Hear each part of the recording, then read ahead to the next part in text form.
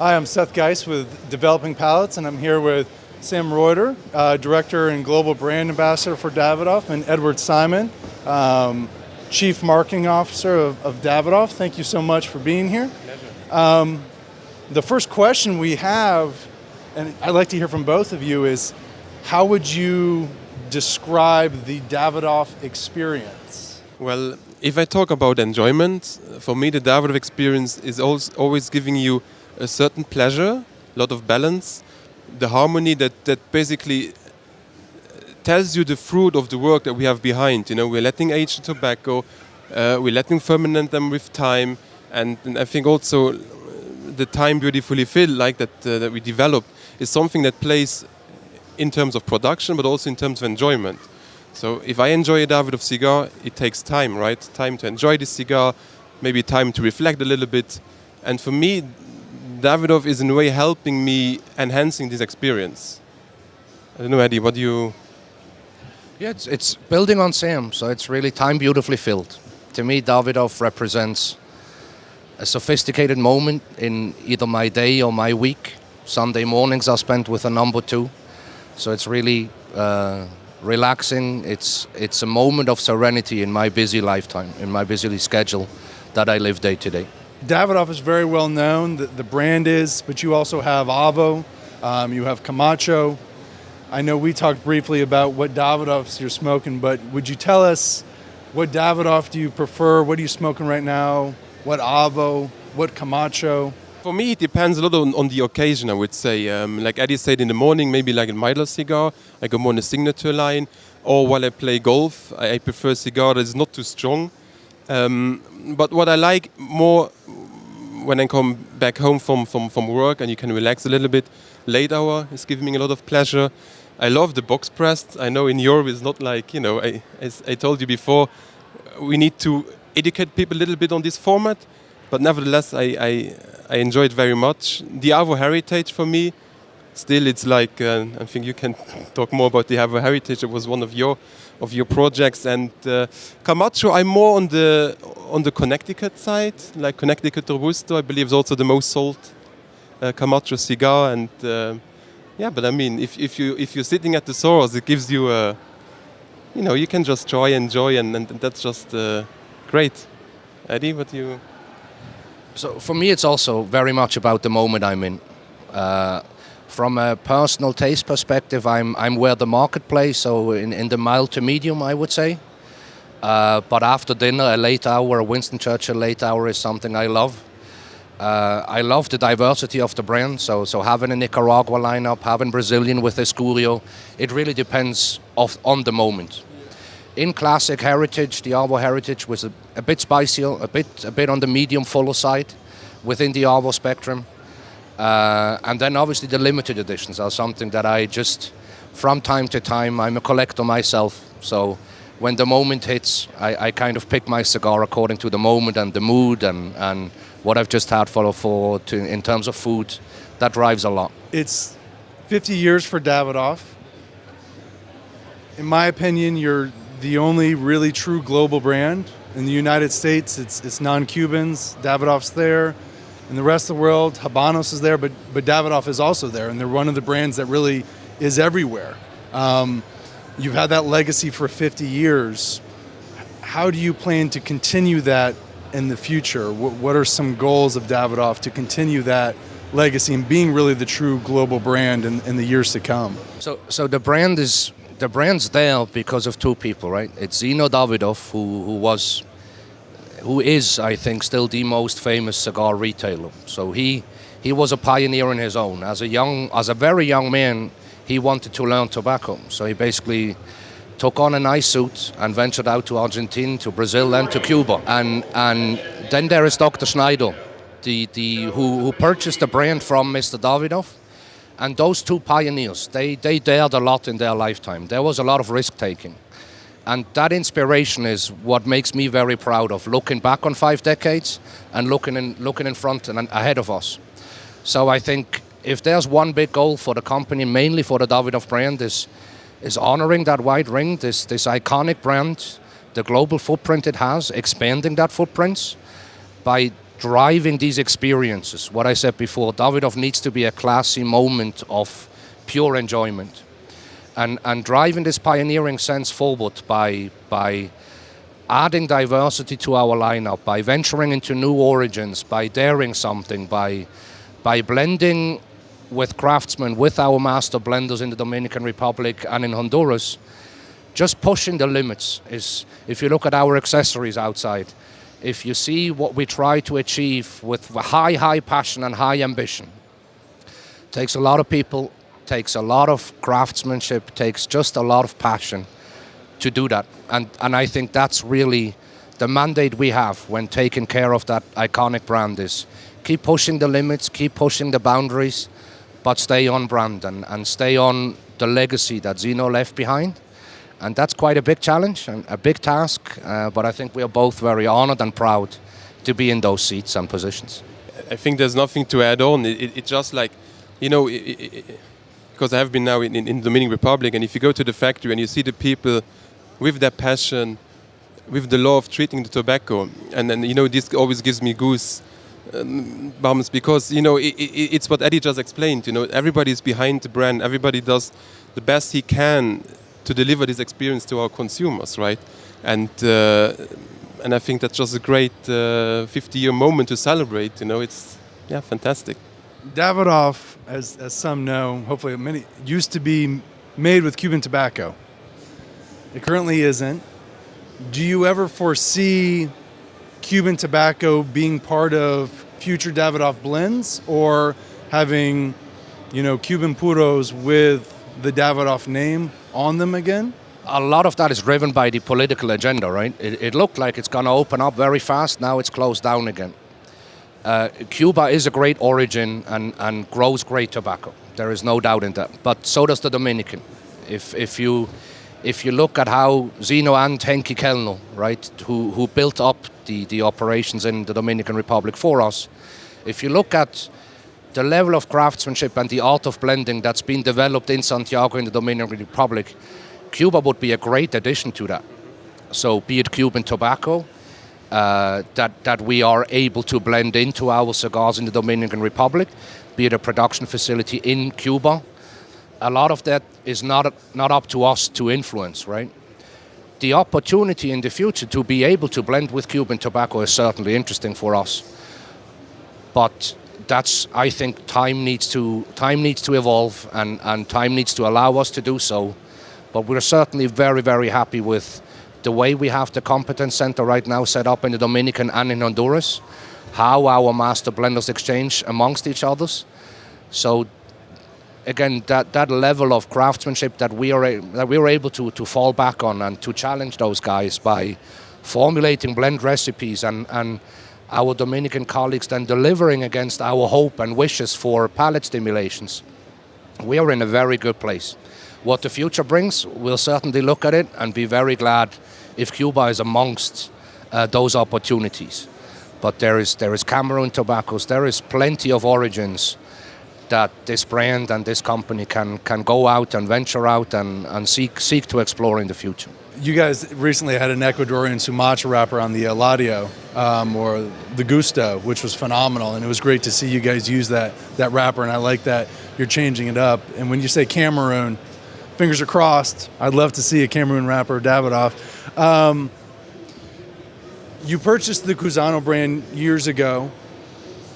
Do you ever plan to, I don't want to say restore it, but kind of bring it back the same way you've kind of really pumped up and resurrected Avo again and Camacho again? Do you see that with Cousineau, or are you happy with where Cousineau is? Or is it maybe a competition for Avo in some ways? So it's brand proposition and what the brand's supposed to play within a portfolio of brands that we manage, right? So the Davidoff Group has a portfolio of 8 premium cigar brands, and Cousineau is playing an important role in there.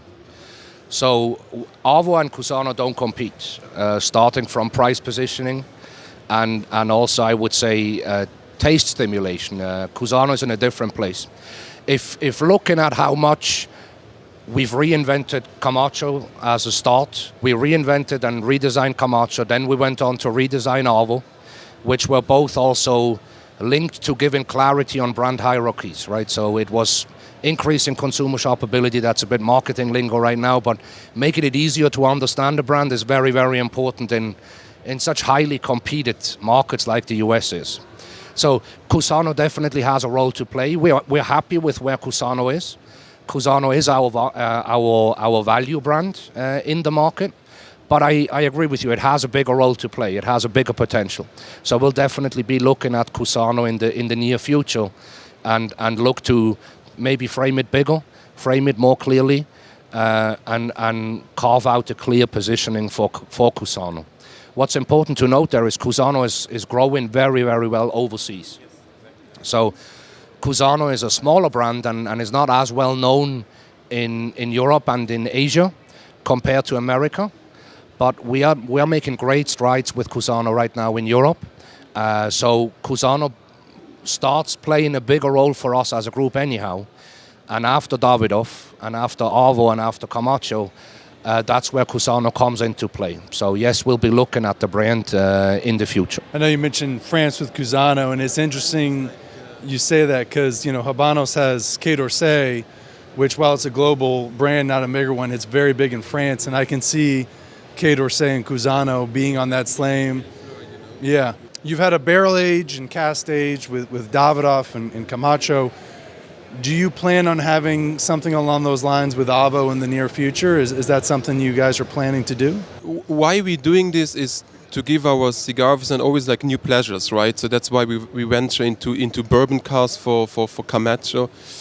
We got the original whiskey cask shipping from Scotland to the DR on late hour.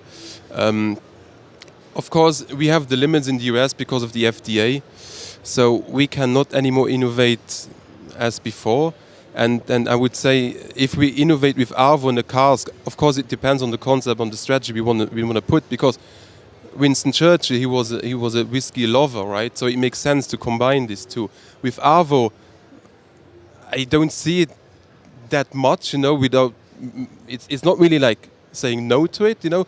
But I think at the moment we have Camacho, we have Davidoff that is working very well. I wouldn't say that, you know, in the future. I mean, it's kind of never say never, right? Yeah. But we're also doing cask aging with a purpose, right? So we make sure we tell stories with our brands, and we make sure that the story is on concept in terms of the product innovation.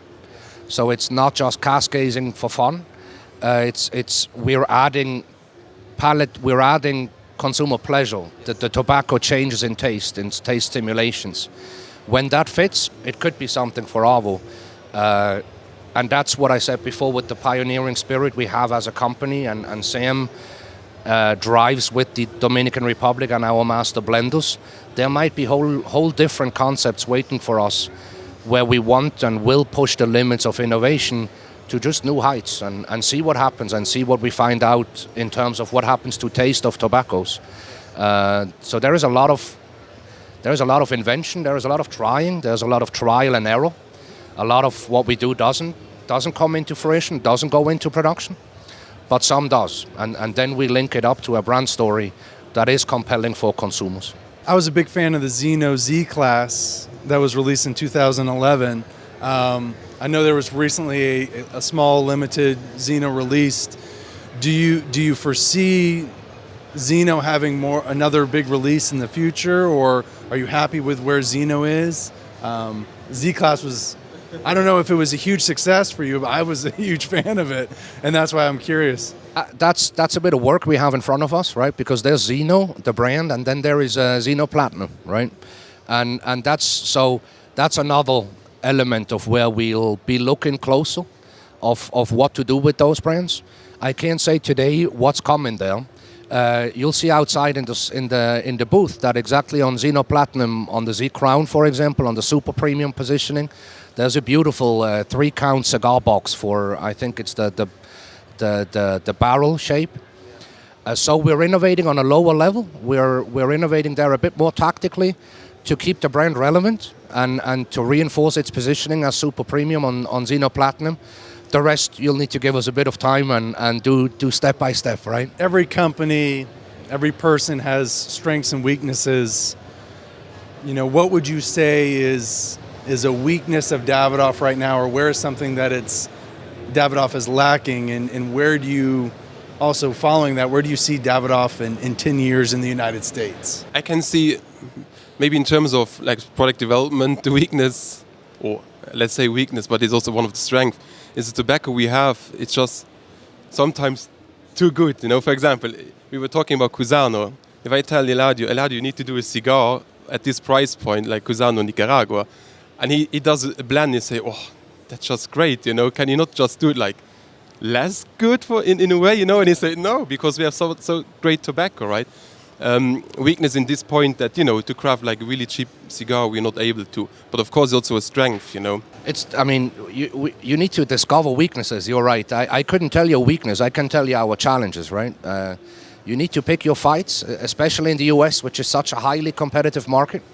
So you can't be everywhere, and that's something we need to be very clear on. We don't want to be everywhere. So I can't tell you weaknesses right now. There is more opportunities and challenges, right? The competition is not sleeping. We're out there and activating heavily on our brands, especially on Davidoff, Camacho, and Arvo, and all the others. We're in for the long run.